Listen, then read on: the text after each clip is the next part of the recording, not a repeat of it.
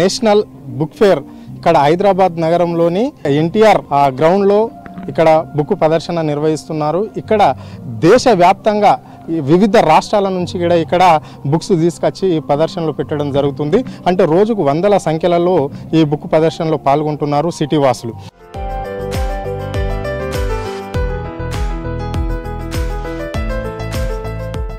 Hyderabad book fair అధ్యక్షుడు జూరూరి గౌరీశంకర్ ఉన్నారు మనతో పాటు. ఆయన అడిగి తెలుసుకునే ప్రయత్నం చేద్దాం. ప్రదర్శనలో టోటల్గా ఎన్ని స్టాల్స్ ఉన్నాయి సార్? మొత్తంగా ఈ యొక్క పుస్తక ప్రదర్శనలో 365 స్టాల్స్, వివిధ భావాల, వివిధ సంఘర్షణల, వివిధ ఆలోచనలు ఉన్నటువంటి వాళ్ళంతా కూడా ఈ యొక్క స్టాల్స్లో 365 పుస్తక ప్రదర్శన స్టాల్స్ పెట్టారు. అంటే తెలంగాణ ఏర్పడిన తర్వాత తెలంగాణతో పాటు అంటే ఇక్కడ ప్రదర్శనలు కూడా భారీ ఎత్తున జరుగుతున్నాయి సార్. ఎప్పటి నుంచి ఈ ప్రదర్శనలు ఇక్కడ తెలంగాణలో అంటే ఈ హైదరాబాద్ నగరంలో ఇలాంటి ఏర్పాట్లు చేయడం అనేది జరిగింది? ఈ మొత్తం కూడా హైదరాబాద్లో సిటీ సెంట్రల్ లైబ్రరీలో ఇది ప్రారంభమైంది.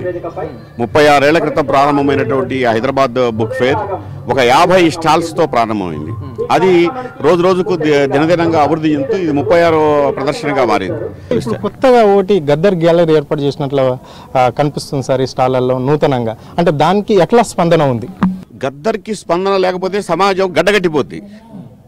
మనం రోజు లేవగానే వెంటనే నిద్ర లేస్తాం, లేచిన తర్వాత మొత్తం కూడా మన యొక్క శరీరంలో ఏ రకమైన కదలికలు వస్తాయో, గద్దర్ అన్నటువంటి వ్యక్తి ఒక మహోన్నతమైన వ్యక్తి. ఈ తెలంగాణ సమాజానికి, తెలంగాణ మట్టికి సంబంధించినటువంటి ఒక అస్తిత్వం.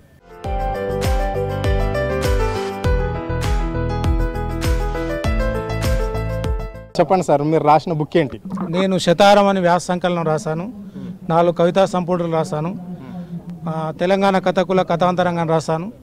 ఇవన్నీ కూడా ఉన్నాయి, ప్రచురించబడి ఉన్నాయి. బుక్ ఫేర్ అంటే నిజానికి ఒక జ్ఞాన సముద్రం, తోడుకున్న వాళ్లకు తోడుకున్నంత.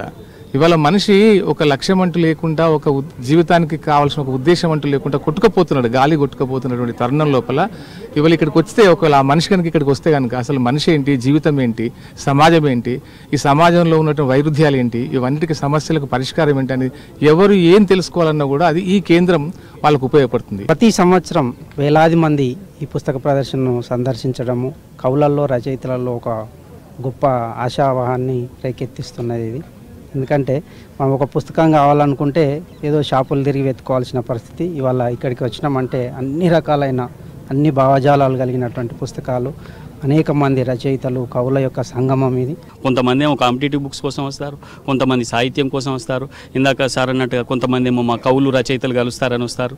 అట్లాగా ఇప్పుడు ఇవాళనైతే ఈ మన గద్దర్ తరగని కానీ పుస్తకాన్ని కొన్నాను నేను. ఇది దొరుకుతుందో దొరకదో మళ్ళీ బయట అని.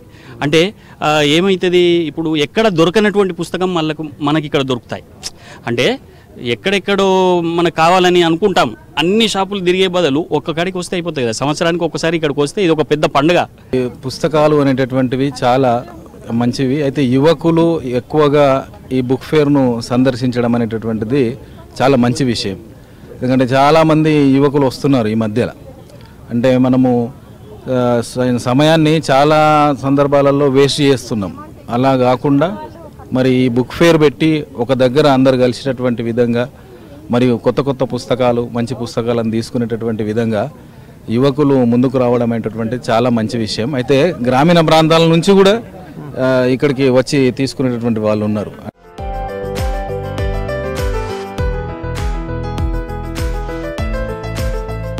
పుస్తకాలకు సవాల్గా మారింది ఈ బుక్. ఓటీటీ, టీవీ లాంటి సోషల్ మీడియాలలో కూడా పుస్తకాలకు సవాల్గా మారింది. దానికి ప్రధాన కారణం ఏంటో మనతో పాటు కొంతమంది బుక్ స్టాల్ ఓనర్స్ ఉన్నారు, వాళ్ళని అడిగి తెలుసుకునే ప్రయత్నం చేద్దాం. చెప్పండి సార్.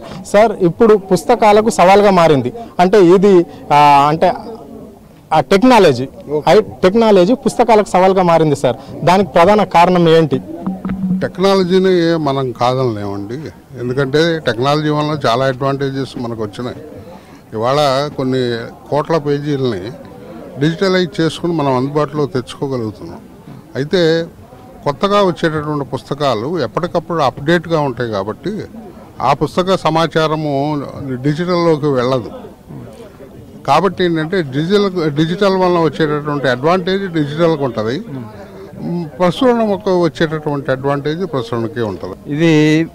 దీని పేరు కామోత్సవ దహనం. అంటే ఏమిటంటే మన గుంటూరు శేషేంద్ర శర్మ అంటే చాలా తెలుగు రాష్ట్రాల్లో శ్రీశ్రీ తర్వాత అంత గొప్ప కవిగా పేరు పొందినటువంటి ఆయన. కానీ ఆయన నైతికంగా దిగజారి మొట్టమొదటి నవల రాశాడు. అది ఆంధ్రజ్యోతి వీక్లీలో 1987లో సీరియల్గా వచ్చింది. అది ఎవరో మా దృష్టి తీసుకొస్తే మేము అశ్లీలత మీద పోరాడుతున్నాం అప్పటికే సంవత్సరం నుంచి. దాని మీద వెంటనే కేసు పెట్టాం నర్సరాపేట కోర్టులో.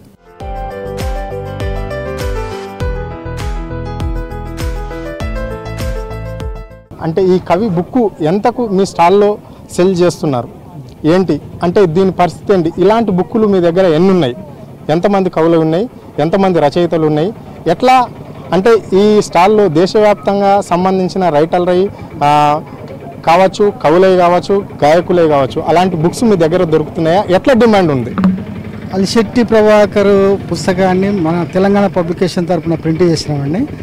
చాలా డిమాండ్ ఉన్న పుస్తకము. చాలా అంటే ఆయన ఆంధ్రజ్యోతిలో రాసిన చురుకలు లాంటి అటువంటి దాని కవిత్వాన్ని మొత్తం ఒక సంకలనంగా దీన్ని తీసుకొచ్చినాం. చాలా మంచి స్పందన ఉన్నది. చాలా బాగా కాపీలు అమ్ముడుపోతున్నాయి.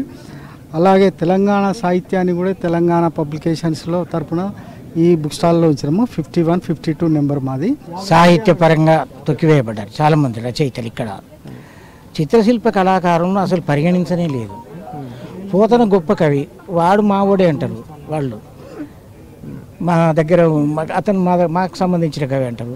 ఇట్లా ఇది చేస్తున్నారు. కాబట్టి అంతులేని పరిశోధన చేసి 4-5 ఏళ్ళు కష్టపడి తెలంగాణ చిత్రకారులు, శిల్పకారుల చిత్రాలతో పాటు వాళ్ళ జీవిత చరిత్రలు సేకరించి ఈ పుస్తకం వేశాను. ఇది ఎవరి మన తెలుగు విశ్వవిద్యాలయం వాళ్ళు ప్రింట్ చేశారు. తెలంగాణ ఉద్యమానికి సంబంధించినటువంటివి, అట్లాగే ప్రధానంగా తెలంగాణ ఉద్యమానికి సంబంధించినటువంటి తెలంగాణ రైతాంగ సాయుధ పోరాటం నుంచి మొదలుకుంటే ఇప్పటి వరకు ఎన్నో బుక్స్ ఉన్నాయి. అట్లా కొన్ని బుక్స్ తీసుకున్నాం. ఈ బుక్స్ చదవడం మూలంగా మనకు ఎంతో జ్ఞానం వస్తుంది. అదేవిధంగా మన భావితరాలకు ఎన్నో విషయాలు చెప్పగలుగుతాం. ముందైతే అన్ని స్టాల్స్ చూస్తాము. చూసిన తర్వాత ఎడ్యుకేషన్ సంబంధించి పిల్లలకి ఏదైనా అవసరమైతే తీసుకుంటాము. ఫిక్షన్, నాన్ ఫిక్షన్ అట్లాంటివి ఏమన్నా దొరికినా చూస్తాను. నావెల్స్, సో అన్ని ఓవరాల్గా అన్ని కవర్ చేద్దామని వచ్చాము. అంటే ఎడ్యుకేషన్ సంబంధించిన అంటే కాంపిటేటివ్ ఎగ్జామ్ పుస్తకాలు ఇక్కడ దొరుకుతాయి? దొరుకుతాయండి, అవి కూడా తీసుకోవచ్చు మనము. అవి కూడా దొరుకుతాయి. నాకు చదవడం చాలా ఇష్టం. So every time I look at books, I just feel like buying every single one that I see. But I know that I have a limit, and then I also should finish the books that I buy. So I'm just trekking around the whole fair and trying to see which books I want to buy. ఇలాంటి ఎగ్జిబిషన్స్లో అన్ని రకాల వాళ్ళు వస్తారండి. కొన్ని literature గురించి, కొన్ని religion గురించి, కొన్ని పిల్లల పుస్తకాలు, కొన్ని రాష్ట్రాల గురించి, కొన్ని ఆటలు, కొన్ని జంతువులు, ఇలాంటి రకరకాల పుస్తకాలు చాలా ఉన్నాయి ఇక్కడ. ఎవరికి ఏది నచ్చితే, ఎవరికి ఏది కావాలనుకుంటే అది కొనుక్కుంటారు వాళ్ళు. డిగ్రీవి, ఇంటర్వి, కాంపిటేటివ్ పుస్తకాలు అందుబాటులో ఉంటాయి. ఇప్పుడు యువత మాత్రం కాంపిటేటివ్కి సంబంధించిన పుస్తకాలు ఎక్కువ తీసుకోవడం జరుగుతుంది. పెద్దవాళ్ళు, లెక్చరర్స్, అలాంటి వాళ్ళేమో సాహిత్యానికి సంబంధించిన పుస్తకాలు తీసుకోవడం జరుగుతుంది. చిన్నపిల్లలేమో చిన్న వారికి సంబంధించిన స్టూడెంట్స్కి సంబంధించిన పుస్తకాలు, స్టడీకి సంబంధించిన పుస్తకాలు, టేబుల్స్కి సంబంధించిన పుస్తకాలు ఎక్కువ తీసుకోవడం జరుగుతుంది.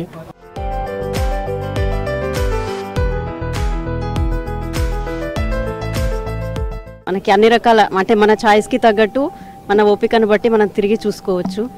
మన అంటే స్త్రీవాదానికి సంబంధించి కావచ్చు, అంబేద్కర్కి సంబంధించినవి కావచ్చు, లేదు అంటే గృహిణులకి సంబంధించిన అన్ని రకాల వంటల పుస్తకాలు కావచ్చు. మన ఛాయిస్, మన ఇష్టం, మన ఇంట్రెస్ట్ని బట్టి ఏ పుస్తకాలు అంటే ఆ పుస్తకాలు మనం వెతుక్కొని ఒక దగ్గర కొనుక్కోవచ్చు. కాబట్టి ఇక్కడికి రావడం, నేను ప్రతి ఇయర్ వస్తుంటాను.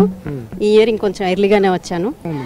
చాలా బాగుంది, మంచిగా అనిపించింది. అంటే ఇంకా ఎవ్రీ ఇయర్ కండక్ట్ చేస్తే మీకు చాలా ఏమంటారు బుక్స్ తీసుకోవడానికి బాగుంటుంది అంటే. ఎవ్రీ ఇయర్ చేస్తారు మేడం ఇక్కడ? నాకు తెలియదు సార్, నేను ఫస్ట్ టైం అన్నట్టు ఇక్కడ చూసింది. విన్నాను బట్ నేను ఎప్పుడు విజిట్ చేయలేదు. బట్ ఇది మాత్రం ఫస్ట్ టైం. ఎక్స్పీరియన్స్ నాకు చాలా బాగుంది. ఖచ్చితంగా తల్లిదండ్రులైనా, టీచర్లైనా కూడా పిల్లల్ని కంపల్సరీగా ఈ బుక్ ఎగ్జిబిషన్ చూపించి కొన్ని పుస్తకాలు, చరిత్ర, ఫిలాసఫీ, ఇవన్నీ కూడా మనకు అందుబాటులో ఉన్నాయి. ఇది వీళ్ళకు కొన్ని కథల పుస్తకాలు చందమామ కథలు కూడా ఇప్పుడు మనకు కనిపిస్తున్నాయి. ఇప్పుడు చందమామ కథలు లేకుండే మా చిన్నప్పుడు మేము చందమామ కథలు చాలా అద్భుతంగా, దానివల్లనే మాకు సాహిత్యం అలవాటు అయింది. ఇప్పుడు పిల్లలకు కూడా ఆ చిన్న చిన్న కథలు, ముఖ్యంగా చందమామ కథలని కూడా చదివించినట్లయితే వాళ్ళకు కొంత రీడింగ్ అనేది అలవాటు అవుతుంది. Every year we used to come and visit, and even usually we used to participate. This year we didn't participate. We are from the company Infobase actually. Hope you know about that. And this time we just came to just have a look of the books. What are the different companies have been participating? Social మీడియాను వాడుతున్నప్పటికైనా కానీ యువకులైనా సరే, పెద్దవాళ్ళైనా సరే, పిల్లలైనా సరే, కానీ బుక్కులకు ఉండే priority మాత్రం బుక్కులకే ఉంటుంది. అంటే పుస్తకాలు అనేది ఎప్పుడూ ఉండేదే. అంటే పుస్తకాలు చదవడం వల్ల అనేక పరిజ్ఞానం తెలుసుకోవచ్చు అని చెప్తున్నారు. కెమెరా పర్సన్ మహేష్తో అరుణ్, V6 న్యూస్, హైదరాబాద్.